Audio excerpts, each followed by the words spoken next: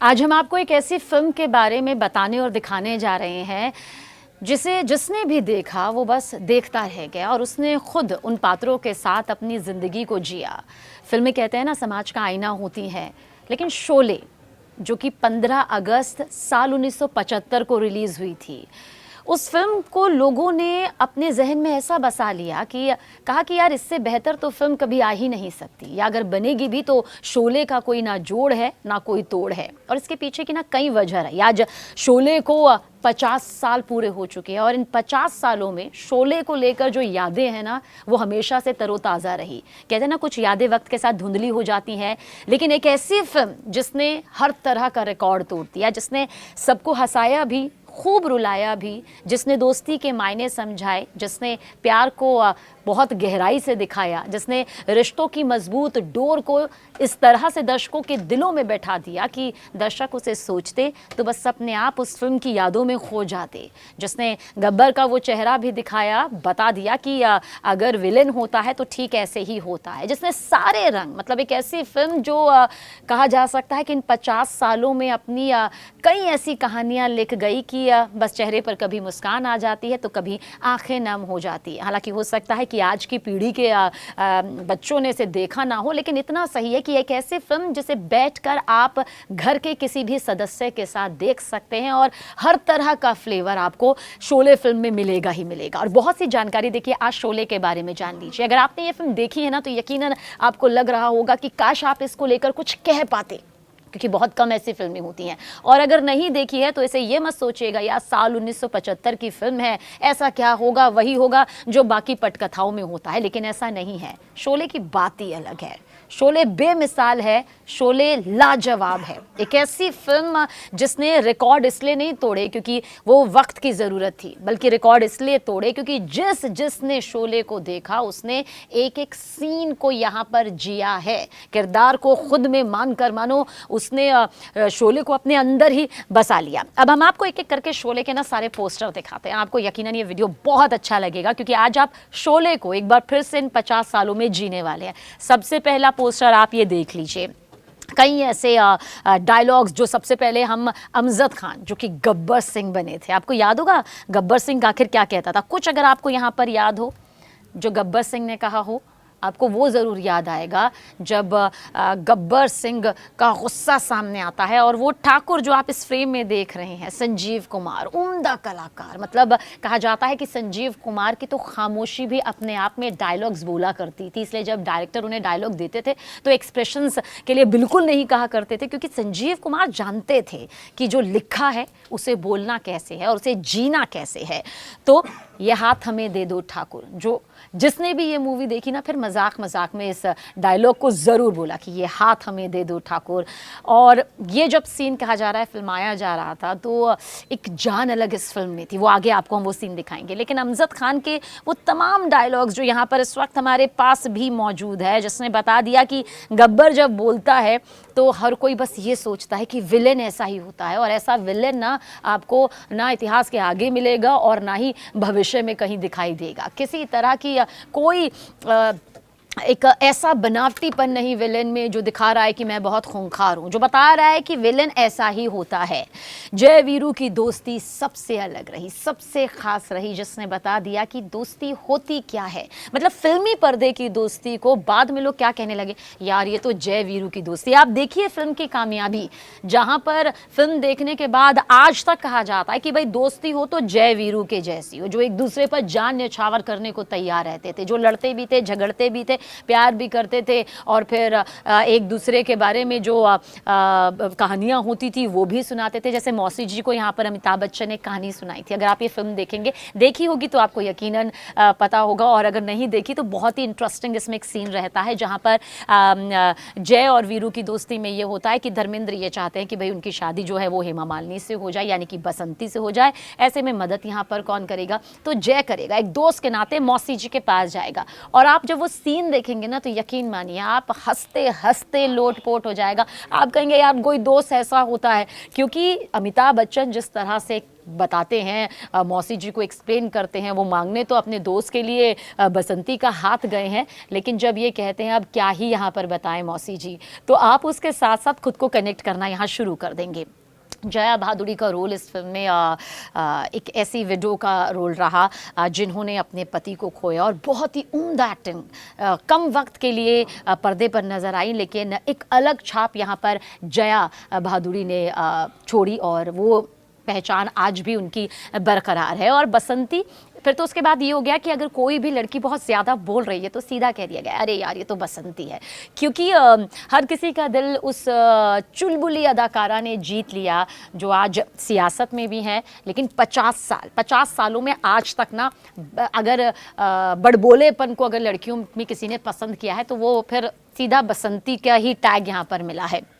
तो ये एक अलग यहाँ पर पोस्टर रहा जो कि बेहतरीन उम्दा यहाँ पर रहा है। लेकिन इसको भी आप देखिएगा, मैं आपको ये दिखाती हूँ, पता नहीं आप इसे देख पाएंगे यहाँ पर या नहीं देख पाएंगे, लेकिन थोड़ा सा अगर आप यहाँ पर देखेंगे तो फिर आप समझ जाएंगे ये एक ऐसा किरदार जिन्हें केशटो मुखर्जी कहा जाता है। और जब केशटो फिल्म में आते हैं, इस फिल्म में ही नहीं हमेशा जब भी आए हैं, तो उन्होंने अपनी अदाकारी से सबको खूब हंसाया है। मतलब कहते हैं ना कि अगर किसी का मन उदास है तो केशटो मुखर्जी की फिल्म यहाँ पर देख लेनी चाहिए। और इसमें छोटा सा किरदार जिसमें वो अमिताभ बच्चन और यानी कि धर्मेंद्र जयवीरू की बात सुनते हैं और जानबूझकर जयवीरू ना सुनाने की कोशिश करता है कि हम इस जेल से कैसे भागेंगे, और हरी राम बनाते हुए वो उनका शेविंग करते हुए वो सुन रहे हैं कान से, लेकिन बेवकूफ़ यहाँ पर उन्हें बनाया जा रहा है। छोटा सा सीन यहाँ पर रहा, लेकिन इस सीन ने लोगों को खूब हंसाया। मतलब इतना हंसाया कि कहा जाता है उस ज़माने में लोग सिर्फ इस सीन के लिए भी ये फिल्म देखने जा रहे थे कि बस बस अब केशटो मुखर्जी का वो सीन सामने आने वाला है जहाँ पर जय और वीरू चुपके चुपके कहेंगे कि हम यहाँ से कैसे प्लानिंग बना रहे हैं ताकि हम इस जेल की सलाखों के पीछे से भाग सके। और फिर असरानी जिन्होंने इस फिल्म में एक जेलर का किरदार निभाया, उनको जाकर ये बताएंगे और ये पूरा सीन जो है ना आपको बहुत पसंद आएगा। तो नहीं देखी ना तो ज़रूर देखिएगा, क्योंकि इन 50 सालों में ऐसी फिल्म तो यकीनन यहाँ पर नहीं आई है। और फिर उसके बाद हेलन, जिनका ये गाना बहुत बहुत बहुत ज़्यादा मशहूर हुआ, महबूबा महबूबा ये वाला गाना था और हर किसी की ज़ुबान पर कहा जाता है कि ये वाला गाना ज़रूर आ। वैसे तो इस फिल्म के कई गाने लोगों को बहुत पसंद आए जो होली से जुड़े हुए यहाँ पर रहे। जय और वीरू की दोस्ती को लेकर आखिर में ये दोस्ती हम नहीं तोड़ेंगे, इसका एक हैप्पी वर्जन भी आया और सैड वर्जन भी यहाँ पर आया, दोनों बहुत पसंद किया गया। लेकिन इस गाने ने तो कहा जाता है कि पूरी फिल्म का रंग यहाँ पर बदल दिया। बस बीट बजने की देरी होती थी और बस ऐसा लगता था लोगों को कि बस पैर थिरकने लग जाए। आज भी जब आप ये गाना सुनेंगे ना तो आपको बहुत अच्छा लगेगा। जो मतलब इसकी बीट्स हैं, जो इसकी धड़कनें हैं ना, वो आपकी धड़कन को यहाँ पर यकीनन बढ़ा देंगी। और बहुत ही खूबसूरती के साथ हेलन ने अपना ये किरदार यहाँ पर इस गाने को लेकर निभाया। मतलब एक गाना और उस गाने में अपनी छाप इतनी खूबसूरती से छोड़ देना, ये हर किसी के बस की बात नहीं होती। इसलिए ना शोले वो फिल्म है जिसमें जब हेलन जी ने ये गाना किया तब इसे अब आइटम सॉन्ग कहा जा सकता है, लेकिन सच ये है कि इस गाने के बिना ना ये फिल्म बिल्कुल अधूरी सी यहाँ पर लगती।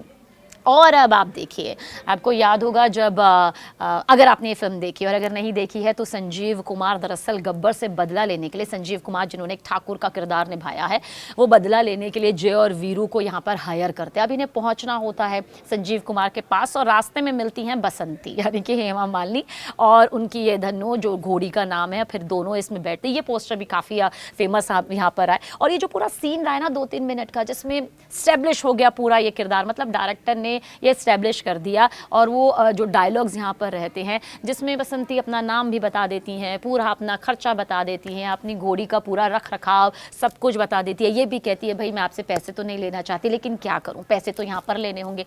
हालांकि अमिताभ बच्चन को इस सीन में दिखाया गया यार कितना बसंती कितना बोलती है, लेकिन क्योंकि वो पहली ही नज़र से बसंती जो है वो इनके दिल में उतर जाती है वीरू के दिल में उतर जाती हैं। तो ऐसे में वो धर्मेंद्र को पसंद आ जाती हैं। तो ये जो पूरी कॉन्वर्जेसन है वो बड़ी इंटरेस्टिंग रही। मतलब जिन लोगों ने इस पूरी बातचीत को देखा उन्होंने कहा यार बसंती तो भैया यही है, और क्यों पसंद ना किया जाए अगर कोई इतनी चुलबुली तरीके से अपनी बात यहाँ पर रखती होंगी। तो ये जो पूरी बातचीत है ये इस पूरे सफ़र के दौरान आपको लगेगा एक कहानी चल रही है। मतलब मुलाकात हो तो पहली मुलाकात ऐसी हो, मतलब हंसना, रोना, खामोश हो जाना, गंभीरता, सब कुछ आपको इसमें मिलेगी और आखिरकार पैसे यहाँ पर ले लिए जाते हैं। तो ये पहली मुलाकात यहाँ पर रहती है जय और वीरू दोनों की बसंती के साथ में। और जो हम सीन आपको बता रहे थे, आप इस सीन को आप देखिएगा जब यहाँ पर कृष्ण मुखर्जी अपने इशारों से बताने की कोशिश यहाँ पर करते हैं असरानी को कि देखो भाई जय जो वीरू हैं वो अब जेल की सलाखों से बाहर निकलने की पूरी तैयारी कर रहे हैं। इस पोस्टर के ज़रिए आप ये समझ जाएंगे कि यही तैयारी जो है वो चल रही होती है। और जेलर यानी कि असरानी को इन्होंने भी छोटा रोल किया है, लेकिन जब आप देखेंगे ना तो मतलब अच्छा एक जेलर का आपके सामने कैसा इमेज आएगा कि भाई बस बहुत सख्ती के साथ, सख्ती भी दिखाई गई है, लेकिन जो मजाकिया अंदाज दिखाया गया है शब्दों के जरिए वो बहुत अलग है। कि मतलब असरानी का एक सीन आप इसमें देखेंगे, वो कहेंगे आधे इधर जाओ आधे उधर जाओ बाकी हमारे पीछे आओ, और तब उनके बाकी पीछे कोई नहीं बचता क्योंकि उनकी टीम आधे आधे बट जाती है। तो इस सीन ने तो कहा जाता है कि जिसने भी देखा, चाहे जो घर में देखा, जिसने सालों बाद देखा इन 50 सालों में, वो भी जमकर लोटपोट हुआ। उस वक्त में कहा जाता है कि लोग मतलब बस बाहर निकले और बस ये डायलॉग उनकी जुबान में था कि आधे इधर जाओ आधे उधर जाओ बाकी हमारे पीछे आओ, और पीछे दूर दूर तक कोई नहीं। ये बहुत ज़्यादा पसंद किया गया था। अब देखिए, जब मैंने आपको बताया था कि जब अमिताभ बच्चन धर्मेंद्र के लिए बसंती यानी कि हेमा मालिनी का हाथ मांगने जाते हैं, और उसके बाद देखिए जब मौसी जी मना कर देती है क्योंकि प्रेजेंटेशन अमिताभ बच्चन ने कुछ इस तरह का दिया होता है कि मेरा दोस्त जो है वो सारी खामियां बताकर कहते हैं कि भाई ऐसा लड़का तो आपको मिलेगा नहीं। ये अमिताभ बच्चन की मैं बात कर रही हूँ। यानी कि जय वीरू की दोस्ती का ये सबसे खूबसूरत जो मोड़ यहाँ पर नज़र आया ना, वो उसी कॉन्वर्सेशन में जो मासी जी है, मासी जी जो आप देख रहे हैं ना, और ये सारे गाँव वाले हैं, उसमें पानी की टंकी में वीरू चढ़ जाते हैं। बस फिर क्या होता है, उसके बाद उन्हें उतारने के लिए बहुत मशक्क़त की जाती है, और टंकी के ऊपर से धर्मेंद्र कहते हैं भैया मैं यहाँ से कूदने वाला हूँ। अच्छा, यहाँ पर अमिताभ बच्चन का एक डायलॉग है जो बाद में बहुत फेमस हुआ था, घड़ी घड़ी ड्रामा करता है। तो उसके बाद हुआ क्या, लोगों ने कभी भी कोई अगर भाई नाराज़ हो गया, बहन नाराज़ हो गई, कोई किसी का प्रेमी प्रेमिका आपस में नाराज़ हो गए, कोई पति पत्नी आपस में नाराज़ हो गए, ये डायलॉग बहुत फेमस हुआ, घड़ी घड़ी ड्रामा करती है, घड़ी घड़ी ड्रामा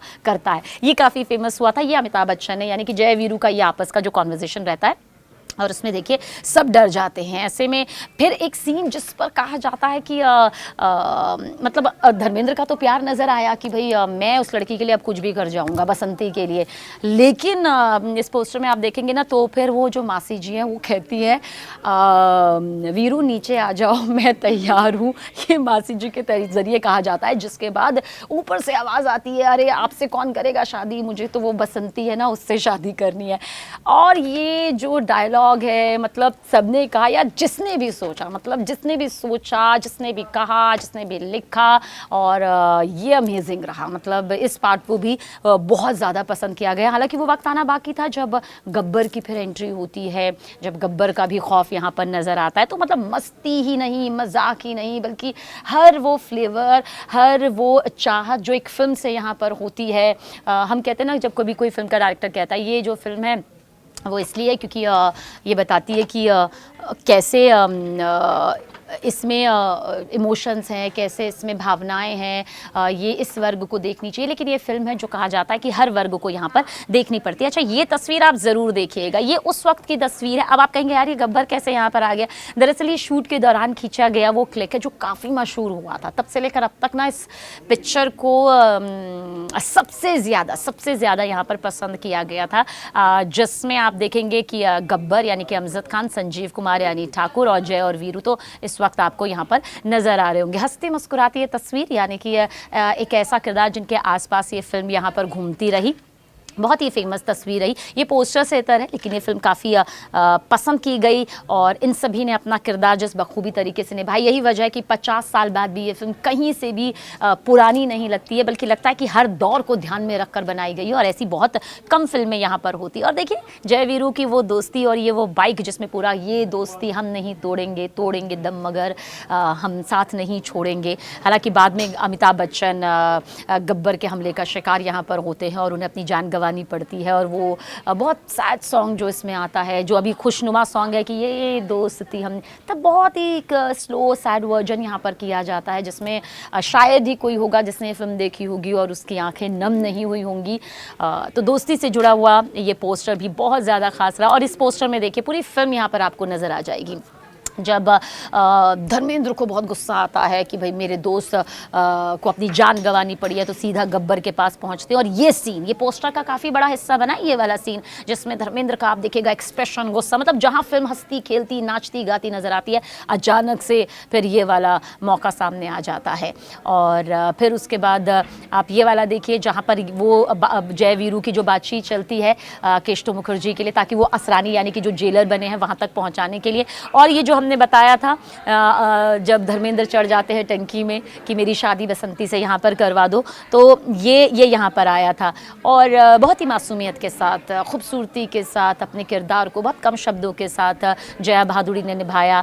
और ये तब जब बंदूक चलाना यहाँ पर धर्मेंद्र हेमा मालिनी को यहाँ पर सिखाते हैं, यानी कि वो जोड़ी है जिसने ना सिर्फ पर्दे पर कमाल किया बल्कि असल ज़िंदगी में भी बहुत पसंद की गई कि भाई कैसे चलाना है। वो ये काफ़ी रोमांटिक सीन भी रहा, काफ़ी अच्छा चुलबुला सीन भी रहा।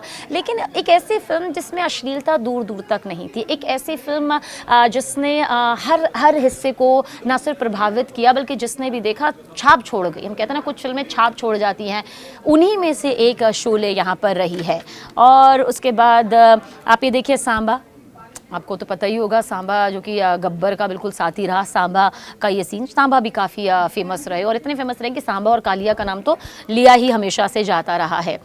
ये पोस्टर काफ़ी, जिस पोस्टर का हम जिक्र कर रहे थे, ये देखिए वो भी इस वक्त आपके सामने मौजूद है। इसके साथ ना कुछ डिटेल्स हम आपको बताते हैं, क्योंकि शोले एक ऐसी फिल्म रही जिसने 60 गोल्डन जुबली यानी किसी सिंगल थिएटर में 50 हफ्ते और 100 सिल्वर जुबली, इस पोस्टर को देखकर आप समझ लीजिए, यानी किसी सिंगल थिएटर में 25 हफ्ते इस फिल्म ने यहाँ पर पूरी की थी। अपने आप में बहुत बड़ी बात थी। और शोले एक ऐसी फिल्म रही जिसने करीब 286 हफ्ते तक सिनेमा हॉल में लगे रहने का सबसे बड़ा रिकॉर्ड यहाँ पर हासिल किया है। और फिल्म ने 100 से ज़्यादा थिएटर्स में सिल्वर जुबली यहाँ पर मनाई है। आप समझ सकते हैं इसका मायने यहाँ पर क्या। ये दोस्ती तो ऐसी चल गई कि फिर इसके बाद कोई दोस्ती फिल्मी पर्दे पर उतनी नहीं टिक पाई। फिल्में आई गई, हम कंपैरिजन नहीं करेंगे, लेकिन ऐसी दोस्ती हर किसी ने अपने साथ में मतलब छाप छोड़ दी। और फीस लेने के मामले में कहा जाता है कि धर्मेंद्र से भी ज़्यादा अमिताभ बच्चन फिल्म लेने वाले थे उस वक्त में, 1 लाख करीब रुपए, जो बताते हैं रिसर्च जो बताती है यहाँ पर, उन्होंने यहाँ पर लिए थे। और उस वक्त में कहा जाता है कि जया बच्चन की इस फिल्म के हिसाब से फीस काफ़ी कम थी। अब कितना सच है, क्योंकि यही अब शोले अपनी 50वीं वर्षगांठ देखिए यहाँ पर मना रही है। 50 साल पूरे होना अपने आप में कितनी बड़ी बात यहाँ पर नज़र आती है। लेकिन इस बीच आपको ये भी बताते हैं कि जो शोले फिल्म की शूटिंग यहाँ पर हुई थी वो ना कर्नाटक के सबसे ज़्यादा हिस्से पर हुई थी, क्योंकि सबके जहन में था कि भाई कहाँ इसकी शूटिंग हुई है। तो शोले फिल्म की जो शूटिंग हुई थी वो कर्नाटक के उसमें हुई थी। और ये देखिए अब इस पोस्टर को आप देखिए, इसके साथ कुछ और फैक्ट्स यहाँ पर बताते हैं। और कहा जाता है कि फिल्म निर्माताओं ने सेट पर काफ़ी सुविधाजनक चीज़ों के लिए बेंगलोर राजमार्ग से रामनगर तक एक सड़क उन्हें बनानी पड़ी थी, क्योंकि लंबा वक्त भी इस फिल्म को लेकर लगा था। तो एक सड़क का निर्माण तक सोचिए किस तरह से इस फिल्म को लेकर यहाँ पर किया गया था। तो कुछ ऐसे फैक्ट्स हैं जो बहुत इंटरेस्टिंग रहे। मिली जुली बात इतनी है कि शोले जैसी फिल्म कहा जाता है ना कभी बन पाई ना कभी बन सकती है। एक ऐसी फिल्म जिसने बच्चे, बुजुर्ग, महिला सबको बस अपना बना लिया।